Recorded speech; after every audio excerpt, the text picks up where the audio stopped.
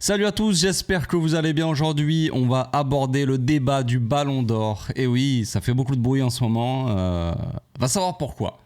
Mais en tout cas, il y a pas mal de débats entre Dembélé et Lamine Yamal. Qui va remporter ce Ballon d'Or? La pression est intense. On en parle tout de suite.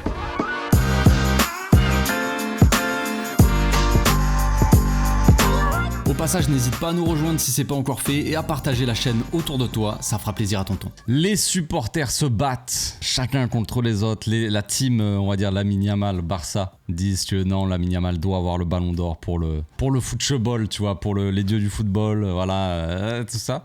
Et puis il y a les supporters du PSG qui sont là, non mais vous êtes fous, Dembélé est trop fort et tout. Alors oui. S'il faut savoir déjà, et je vais poser les bases de cette vidéo et je vais dire que les deux joueurs méritent, à mon humble avis, mais ce n'est que mon avis, le Ballon d'Or. Que ce soit Dembélé ou Lamine Yamal, il n'y aura aucun scandale si un des deux a le Ballon d'Or. Maintenant, on va revoir un petit peu tout ça, on va poser un peu le contexte, pourquoi, comment on en est arrivé là aussi. Comment on est passé de le début de saison où personne ne parlait de Dembélé pour le Ballon d'Or à d'un coup, évidemment, cette fin de saison qui a été assez glorieuse pour le PSG où d'un coup tout le monde parle de Dembélé. S'il faut savoir déjà et s'il faut que je dise, c'est que non, la Ligue des Nations ne va pas décider du prochain Ballon d'Or. Voilà, il y a plus de chances que ça se décide déjà par rapport à la Coupe du Monde des clubs. Ça aussi, il faut prendre en compte. La Coupe du Monde des clubs que va jouer Dembélé avec le PSG, que ne jouera pas Lamine Yamal avec le Barça, eh bien ça peut ajouter un petit peu des points.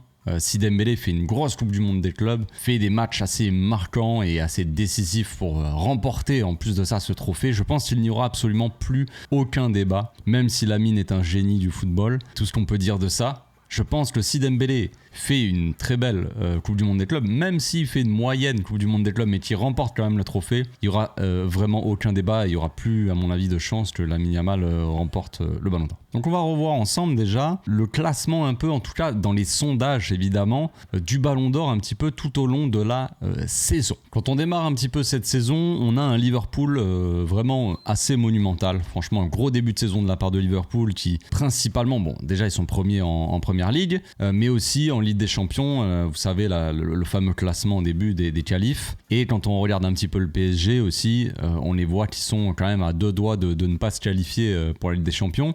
C'était assez délicat ce début de campagne, disons. Et puis il y a le Barça aussi qui est très bien classé, qui fait un très bon début de Ligue des Champions. Ils sont juste derrière Liverpool, ils finissent deuxième. Donc au début ça parlait plutôt de Salah quand même. Ça parlait de Salah, il y avait débat entre Salah et Rafinha, surtout au début de saison, parce que Rafinha fait un gros début de saison, que ça soit en Ligue des Champions ou en championnat, il est énormément décisif pour son équipe. Donc déjà au début de la saison, ce qu'il faut savoir, c'est que personne ne parlait de Dembélé et ça parlait beaucoup moins, disons, de Lamine Yamal que de Rafinha. Le principal joueur du Barça qui était mis en avant pour le Ballon d'Or sur la saison, c'était Rafinha. De par, évidemment, ses statistiques, encore une fois. Quand on parle d'un classement au Ballon d'Or, ce qu'on met en avant, souvent, c'est les statistiques. Donc, va savoir pourquoi, par exemple, Dembélé a eu, par exemple, le trophée du meilleur joueur de la Ligue des Champions. Quand on voit ce qu'a fait Rafinha, du coup, est-ce que les statistiques comptent ou est-ce qu'elles ne comptent pas? Ça qu'il faut savoir. Est-ce que c'est plutôt les trophées individuels? Alors là, c'est pas le Ballon d'Or, c'est vraiment le joueur, le meilleur joueur de la Ligue des Champions. Celui qui a été élu meilleur joueur, c'est Dembélé. Dembélé qui a des moins bonnes statistiques en Ligue des Champions que Rafinha. Donc ça veut dire, parce qu'il y en a beaucoup qui disent Dembélé a des meilleurs stats que Lamine Yamal, donc il doit être Ballon d'Or. Mais du coup, est-ce que c'est les stats qui comptent, ou est-ce que c'est les perfs individuels, ou est-ce que c'est les trophées collectifs? Bon, Dembélé, l'avantage qu'il a, évidemment, c'est qu'il a gagné la Ligue des Champions, donc forcément ça joue beaucoup sur les trophées individuels, j'imagine. Mais on va revoir un petit peu les critères après du Ballon d'Or, tout ça. On va continuer avec le classement tout au long de la saison. Donc en janvier, Rafinha, il était premier. Rafinha premier, Mohamed Salah deuxième, Lamine Yamal troisième, pas de Mbappé, pas de Dembélé, par exemple dans le classement. En février, c'est Salah qui remonte un petit peu, qui est premier. Alors, je vous ai montré un petit peu des classements, mais ça c'est pas toujours les mêmes classements. C'est par rapport au bookmaker, si se dit. C'est pas de l'officiel. C'est pas le classement du Ballon d'Or officiel qui change selon les mois. C'est surtout les bookmakers, les tendances un petit peu sur le Ballon d'Or par rapport au perf. Donc c'est juste des prévisions, des choses comme ça. Il y a rien d'officiel, les gars. Attention. Donc février, on est plus sur du Mohamed Salah, donc premier. Rafinha donc deuxième, Mbappé qui rentre troisième, donc plus de Lamine Yamal là en février et toujours pas de Dembélé. En mars c'est un petit peu différent, donc Liverpool je crois qu'ils sortent de la Ligue des Champions, ils se font sortir par le PSG, donc Mohamed Salah il commence un peu à chuter dans les tendances, ça parle beaucoup moins de lui. On a surtout donc Rafinha qui est toujours en course et vraiment bien en place à la première place, donc Mbappé qui commence un petit peu à remonter, je pense qu'il va passer deuxième un petit peu au courant du mois de mars il me semble. Pedri qui commence à remonter au classement aussi, quatrième. Plus de Lewandowski non plus, hein, on l'a vu au début de la saison il était dans le classement. Pas de Lamine Yamal aussi en mars, ça c'est ce qu'il faut noter, et pas de Dembélé dans le top 5 disons, hein. Dembélé et Lamine Yamal sont 6e et 7e au coude à coude, mais en dehors du top 5 pour le moment. D'ailleurs en mars on a beaucoup de déclarations à ce moment là, ça commence évidemment à beaucoup parler de Ballon d'Or, tout ça, à faire des petites campagnes peut-être pour certains clubs, et il y a beaucoup de questions posées aux joueurs, à différents joueurs, savoir qui ils voient en favori du Ballon d'Or. Par exemple on demande à Pedri s'il voudrait bien être Ballon d'Or, lui je crois qu'on lui demande peut-être pas forcément en mars mais peut-être en avril, il a dit moi c'est les trophées collectifs qui m'intéressent, donner le Ballon d'Or à Lamine ou Rafinha et je serais très content. On pose la question à Marquinhos du coup à ce moment-là aussi, c'était en mars, et on lui demande qui il voit pour le Ballon d'Or cette saison. Bon, Marquinhos vous connaissez, hein, évidemment coéquipier de Rafinha au Brésil et coéquipier de Dembélé au PSG, et il dit que pour lui le Ballon d'Or c'est 100% pour Rafinha cette saison, pour le moment en tout cas, évidemment. Au même moment, hein, Henry dit la même chose, Thierry Henry, alors je pense qu'à ce moment-là, j'ai plus les dates exactes, mais je pense qu'il y avait eu des matchs contre Benfica, tout ça, où Rafinha avait été impressionnant, et Thierry Henry dit que le Ballon d'Or devrait être Rafinha, tout comme Hansi Flick d'ailleurs, hein. Flick en mars on lui pose la question qui doit avoir le Ballon d'Or dans l'équipe, il dit Rafinha. Alors je sais pas la déclaration entière, peut-être qu'il parle de Lamine, peut-être qu'il parle de Pedri qui sont des joueurs importants, mais pour lui le premier nom qui vient quand on parle de Ballon d'Or c'est Rafinha, donc pas de Lamine Yamal non plus d'ailleurs en mars, enfin pas pour le coach. Le mois suivant en avril les deux favoris c'est Rafinha et Lamine Yamal, 33% de probabilité, hein, c'est des probabilités pour Rafinha et 13% pour Lamine, donc toujours Rafinha favori. Lamine Yamal commence à rentrer assez fort dans le classement et elle commence à faire parler de lui. D'ailleurs quand on regarde un petit peu le classement, alors on avait les probabilités en pourcentage, et là quand on regarde le classement il y a quand même Pedri qui est deuxième et Lamine qui est troisième, donc c'est pas forcément très précis leur truc, je sais pas trop ce qu'ils font, c'est pas très clair, mais disons que bon, on a toujours Rafinha en tout cas qui est premier, Lamine Yamal qui est bon soit deuxième soit troisième, mais bon pas loin disons dans le top 3, et pour la première fois de la saison Dembélé en avril, hein, donc rentre dans le top 5 du Ballon d'Or. Donc pour la première fois on commence à avoir un petit peu Dembélé qui commence à faire parler de lui. Alors je dis pas qu'il a commencé la saison en avril, loin de là, parce qu'elle était quasiment finie, mais en tout cas dans les prévisions Ballon d'Or c'est là que Dembélé commence à montrer un petit peu le bout de son nez disons. Et pour finir le classement donc en mai, alors là c'est avant la finale de Ligue des Champions, je précise évidemment, il y a un classement prévisionnel qui sort et Lamine Yamal donc est passé premier, Dembélé deuxième, Rafinha a chuté à la troisième place. Il y a pas de Mbappé d'ailleurs, je sais pas pourquoi tout le monde dit Mbappé, mais il y a pas de Mbappé. Salah quand même, qui fait une bonne saison avec Liverpool, reste dans le top 5. Donc ça c'est évidemment des prévisions, il y a rien d'officiel comme je l'ai dit, faut pas prendre ça comme acquis ou quoi que ce soit, mais ce sont des prévisions des bookmakers. Donc vous l'avez compris, le classement il a changé tout au long de la saison selon les perfs, selon les matchs aussi, les matchs gagnés, les trophées gagnés, tout ça, les trophées emportés. Donc on a vu que tout au long de la saison, la plupart du temps, Dembélé n'a pas été dans le débat du Ballon d'Or, et Lamine Yamal, il a commencé à être dans le débat du Ballon d'Or assez tard, vers le mois de mars disons. C'est assez difficilement explicable que maintenant il y ait une campagne sur les deux joueurs. Bon, évidemment que Dembélé, on comprend très bien parce qu'il a remporté la Ligue des Champions, donc évidemment que c'est normal que ça parle de lui, même s'il joue dans une équipe qui collectivement est très forte, où oui il peut y avoir le débat de Hakimi par exemple, Donnarumma qui a été décisif aussi contre Liverpool dans les deux matchs, a été monumental, donc Hakimi comme je l'ai dit qui a été monstrueux tout au long de la saison, Vitinha au milieu qui a été très fort, puis voilà des Désiré Doué en finale de Ligue des Champions qui a limite plus brillé que Dembélé au final. Dembélé qui a fait une finale un peu plus collective que individuellement brillante disons. Ce qui n'est pas forcément une mauvaise chose, attention, mais c'est un constat. Dembélé a plus brillé par son aspect collectif, à faire un pressing, tout ça, à jouer collectivement, faire les efforts. C'est ce qu'il fallait pour que le PSG gagne aussi cette Ligue des Champions, c'est que les joueurs se sacrifient. C'est pour ça que Mbappé au PSG ça n'a pas fonctionné parce qu'il n'était pas capable de faire les efforts. C'est un détail. Bref. Mais celui qui a le plus brillé, dans cette finale, ça reste quand même Désiré Doué. Donc on va regarder un petit peu les critères officiels du Ballon d'Or selon l'équipe, donc France Football, tout ça. Ils disent que en fait le premier critère et le plus dominant, le critère le plus important pour attribuer le Ballon d'Or, c'est les perfs individuels, le caractère décisif du joueur pendant les matchs et le côté aussi impressionnant, donc le côté un petit peu marquant, les grosses perfs qui marquent et qui reste en tête, disons. Ça, c'est le premier gros critère. Pour ça que Lamine Yamal, il y a débat sur le Ballon d'Or, c'est parce que le critère le plus important, c'est ça, c'est les performances marquantes. Et celui qui a fait le plus de performances marquantes cette saison, c'est Lamine Yamal quand même. Le deuxième critère, c'est l'aspect collectif donc, et les trophées remportés. Donc là, c'est là que Dembélé prend l'avantage, dans le sens où il a gagné la Ligue des Champions, qui reste le trophée le plus important de la saison quand il n'y a pas d'Euro ou de Coupe du Monde, par exemple. Et le troisième critère, c'est l'aspect fair play, voilà, la classe et le fair play. Bon, je pense que les joueurs ont suffisamment de fair play, je veux dire que ce soit Dembélé ou Lamine Yamal, c'est pas des joueurs qui peuvent manquer de fair play.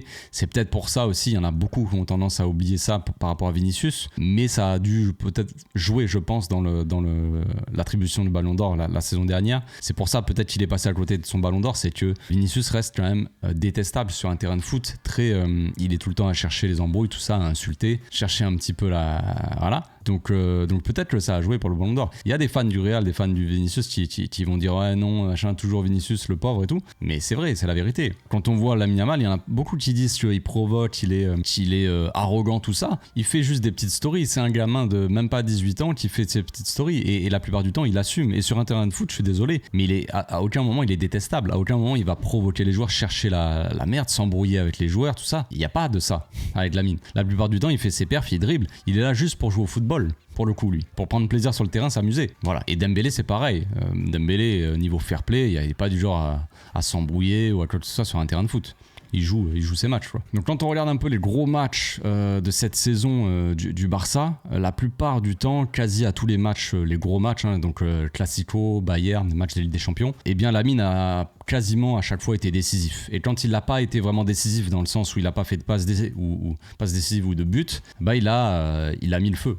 Il a été spectaculaire. Il a fait des matchs assez marquants. Les 2 demi-finales de Ligue des Champions là, contre l'Inter, par exemple, il a été très marquant. Il y en a beaucoup de professionnels, d'anciens joueurs de foot, donc des gens qui connaissent un peu peut-être plus le haut niveau que nous, mais qui disent que Lamine Yamal, ils ont jamais vu ça, quoi. C'était qui ? C'était pas Zidane qui avait dit ça ? Si, Zidane le dit. Mais Zidane a dit en gros qu'il avait jamais vu ça de sa vie. Bon, il a pas dû voir jouer Messi, mais en tout cas, il avait jamais vu, peut-être, il parlait de l'âge aussi du joueur, mais un joueur aussi jeune faire une aussi grosse perf en demi-finale des champions, que ça soit au match aller ou au match retour. Donc ça, c'est des matchs qui restent en mémoire, même si le joueur a été éliminé de la Ligue des Champions contre l'Inter au final, même si, bon, il a été décisif sur le match retour, je crois il a fait un but, il a marqué, hein, il me semble.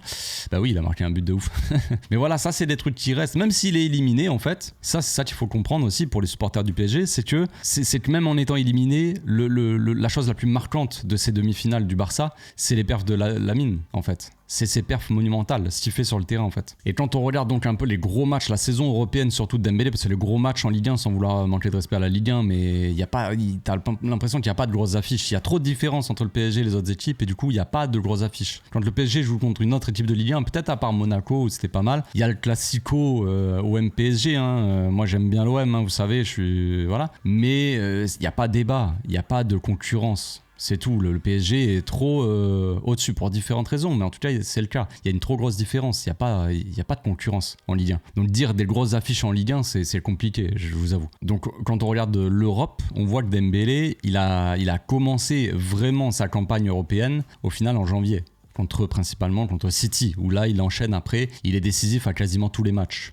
Et quand il n'a pas été décisif, il a été important. Ce qui reste en mémoire aussi, c'est l'élimination de Liverpool, quand le PSG bat Liverpool. Bon, au final, sur ces deux matchs-là, ce qui nous reste un petit peu en mémoire sur les deux affrontements Liverpool, c'est surtout les gardiens, la qualité des gardiens, que ce soit Alisson ou Donnarumma, qui ont fait 2 gros matchs. Et bon, Dembélé a été décisif dans un des matchs, il me semble. Il a marqué un but, il me semble, peut-être au match retour, je sais plus. Mais donc décisif, oui, je crois qu'il marque assez rapidement. Mais au final, ce qui reste un peu en mémoire, c'est ça.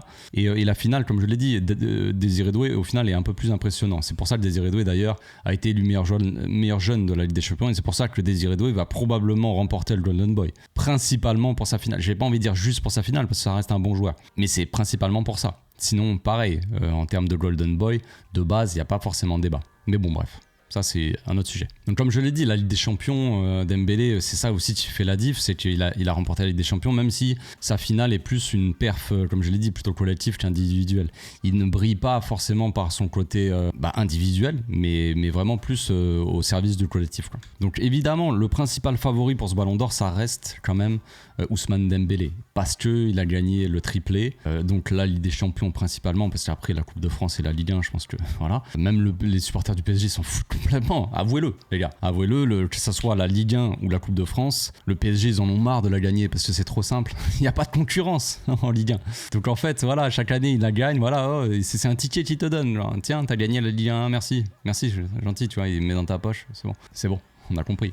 Donc là, la Ligue des Champions, c'était le trophée tant attendu et ils l'ont enfin gagné. Ce qui fait donc de Dembélé le principal favori. Donc la vraie question, c'est pourquoi Lamine Yamal est encore dans le débat alors que Dembélé a remporté la Ligue des Champions. Peut-être qu'il faut se poser la question aussi dans ce sens-là. Pour ceux qui n'y arrivent pas à comprendre pourquoi il y a un débat Lamine Yamal-Dembélé pour le Ballon d'Or. Prenez l'inverse. Est-ce que si Lamine Yamal avait remporté la Ligue des Champions, est-ce qu'il y aurait un débat toujours entre Lamine Yamal et Dembélé ? Est-ce qu'il y aura un débat et peut-être même, on peut se poser la question, est-ce que du coup ce serait Lamine Yamal qui serait dans le débat ou est-ce que ce serait Rafinha toujours qui serait premier ? Parce que Rafinha a totalement chuté à partir du moment où on s'est fait éliminer. Même peut-être avant les demi-finales, parce que les demi-finales c'est plus Lamine Yamal qui a vraiment porté l'équipe. Rafinha a été un peu absent, même s'il a marqué et peut-être même fait une passe D. Donc il a toujours été quand même décisif dans les stats. C'est ça la saison de Rafinha, c'est surtout les stats. C'est Lamine Yamal qui a brillé vraiment dans les demi-finales. Donc bref, posez-vous la question, si Lamine Yamal remporte la Ligue des Champions, est-ce qu'il y a un débat ? Est-ce que Dembélé est là dans le débat ? Et moi Ballon d'Or ? Non, plus personne n'en parlerait les gars. Soyez objectifs, soyez honnêtes. Que tous les journalistes, les anciens joueurs, tout ça, il y aurait... peut-être que Deschamps, et non, Deschamps, il dirait Mbappé, pardon, excusez-moi. Mais voilà, il y aurait que la famille à Dembélé pour lui dire si, Dembélé, Ballon d'Or. Mais en soi, non. Je pense qu'il n'y aurait aucun débat sur le Ballon d'Or. Ça serait forcément un joueur du Barça, disons. Donc pourquoi ? Voilà, il y a encore ce débat, parce que Lamine Yamal est tout simplement impressionnant. Maintenant, je pense que l'âge de Lamine Yamal rentre vachement en compte. Ça, j'en ai déjà parlé un petit peu, je crois. Mais je pense que le Ballon d'Or, quand on regarde la saison, en Ligue des Champions, le joueur le plus important du Barça, c'est Rafinha. En Liga, ça se tape entre Rafinha, entre Pedri et Lamine Yamal. Tout dépend à certains moments de la saison. Je pense que pour moi, le meilleur joueur de la Liga, c'est Pedri. Cette saison, il a été le joueur le plus régulier, le meilleur du Barça. Tout au long de la saison, il a vraiment performé au très haut niveau et il a été indispensable à son équipe, Pedri. Pour moi, donc le meilleur joueur du Barça de la Liga, c'est Pedri. Je suis honnête, les gars. Moi, je suis pas là à vous dire tout pour Lamine Yamal. Non. Le meilleur joueur de la Ligue des Champions de cette saison au Barça, c'est Rafinha. Le meilleur joueur de la Liga, c'est Pedri. Et pourtant, le débat du Ballon d'Or, c'est entre Lamine Yamal et Dembélé. Donc encore une fois, on peut se poser la question, pourquoi ? Pourquoi Lamine Yamal est dans le débat avec Dembélé ? Tout simplement parce que Lamine Yamal est un joueur hors du commun, un génie du football, tout simplement. Et que toutes les perfs que Lamine Yamal fait sur le terrain, à chaque fois que vous regardez un match de football, à chaque fois que vous allumez votre télé pour regarder le Barça ou pour regarder l'Espagne, la plupart des supporters, des spectateurs de football neutres, ils vont allumer leur télé pour regarder Lamine Yamal jouer au football, c'est tout. Dans un football moderne qui est peut-être par moments un peu trop tactique, qui ne laisse pas assez de liberté créative aux joueurs, peut-être, je sais pas, mais on a un football de plus en plus intense, donc à faire de plus en plus de courses, de pressing, des joueurs de plus en plus athlétiques. On a un football beaucoup plus tactique quand on regarde Arsenal par exemple, un football très tactique, très cadré, vraiment millimétré, attention, tout est prévu on dirait, tu sais, et ça laisse pas assez de place, on va dire, à la créativité. Et dans un football comme ça, les supporters, les spectateurs de football, ils ont envie un petit peu de voir des choses qui sortent de l'ordinaire, du football, comme si tu le jouais dans la rue, comme si tu avais un jeune joueur comme ça, un jeune gamin, qui rentrait sur le terrain et qui prenait le ballon et qui faisait ce qu'il voulait sur le terrain, tout simplement. Ce qu'on avait avec Neymar la dernière fois, je pense que les supporters du PSG, ils peuvent très bien le comprendre, quand ils ont signé Neymar pour 222 millions d'euros, eh ben ils en ont eu pour leur argent quand même. Bon, pas pendant longtemps, puis après ils sont allés devant chez lui pour l'insulter. Mais avant ça, Neymar, ça a parlé de lui au Ballon d'Or parce qu'il était phénoménal. Il était phénoménal, même s'il gagnait pas la Ligue des Champions au PSG, il te faisait allumer la télé en fait. C'était un joueur qui te faisait allumer la télé et regarder un match uniquement pour lui. Parce que c'est le genre de génie du football, en fait. Des joueurs qui sont bénis comme ça, bénis par les dieux du football et qui rentrent sur un terrain et qui te procurent des émotions. Je ne dis pas que Dembélé ne procure aucune émotion, je dis pas que Dembélé n'apporte rien sur un terrain de foot, qu'il est neutre, qu'il est machin, c'est pas ça que je dis. Mais Lamine Yamal, on peut pas nier qu'il a un petit côté génie en plus que Dembélé n'a pas. Tout simplement, je dis pas, encore une fois, je dis pas que Dembélé est un mauvais joueur, ne fait pas de différence, n'est pas un dribbleur, parce que quand on regarde un petit peu les profils des joueurs, tout ça, et puis quand on regarde tout simplement les matchs, on voit très bien que Dembélé fait beaucoup de différence, tout ça. On le connaît aussi, nous, au Barça. On sait que Dembélé est capable de faire de très grandes choses. Mais Lamine, encore une fois, est un joueur différent. Et comme je l'ai dit, je pense que c'est ça qui rentre en compte aussi. C'est le fait qu'il fasse tout ça, en fait, à même pas encore 18 ans. Il a fait une saison, la saison dernière, qui a été très bonne. C'était sa première saison en professionnel, à 16 ans. Fin de saison, il remporte l'Euro avec l'Espagne en étant un acteur principal de son équipe, à seulement 16 ans et quelques. À 17 ans, il remporte donc l'Euro pour son anniversaire. Et puis il démarre sa deuxième vraie saison en pro, enfin sa deuxième saison en pro et sa première en tant que vraiment joueur très important de son équipe, avec un nouveau coach, avec un nouveau projet qui s'installe. Et il fait une saison où ça parle déjà de lui dans le débat pour le Ballon d'Or. Et alors qu'il a même pas encore 18 ans. Et c'est ça qui fait aussi que ça fait autant parler. Il l'a toujours pas, comme je l'ai dit, il a pas 18 ans, il est encore mineur et... il fait des dingueries sur des terrains de foot. Donc comme je l'ai dit, voilà, on va revenir un petit peu sur le débat, se recentrer, mais concrètement, moi, que ça soit Dembélé ou Lamine Yamal, je trouverais pas ça scandaleux. Même si c'est Rafinha, je trouverais pas ça scandaleux non plus. Maintenant, Rafinha, c'était uniquement le côté statistique, je pense. Maintenant, le côté purement footballistique, les amis, que Lamine Yamal ou pas remporte le Ballon d'Or ou pas, Lamine Yamal reste le meilleur joueur du monde actuellement en termes de purement footballistique. Comme je l'ai dit, c'est lui qui te fait allumer la télé. Évidemment qu'il y a Pedri qui est un très très bon joueur de football, même en tant que milieu de terrain, il y a Vitinha aussi. C'est des joueurs qui te font jouer ton équipe, qui sont très importants collectivement. Mais quand on parle de purement le côté individuel, Lamine Yamal, c'est le meilleur joueur du monde actuellement. Voilà, je sais pas ce que vous en pensez, évidemment, il y a beaucoup de débats, il y en a qui vont me dire que je dis n'importe quoi comme d'hab. C'est pas grave les gars, on est ensemble quand même. Séchez vos larmes. Moi, je donne juste mon avis. C'est purement subjectif, tout simplement. Chacun pense ce qu'il veut. Maintenant, il y en a qui vont dire qu'ils préfèrent un tel pour le Ballon d'Or. Peu importe. Moi, j'estime qu'on a, nous, supporters du Barça, énormément de chance d'avoir Lamine Yamal dans notre équipe et qu'il soit de la Masia et qu'il soit du Barça. Parce qu'il va faire du sale pendant tellement d'années. Et s'il remporte pas le Ballon d'Or, là, maintenant, c'est pas très grave. Vous inquiétez pas. C'est pas très grave. Je vous souhaite une bonne journée. Je vous dis à bientôt. Ciao.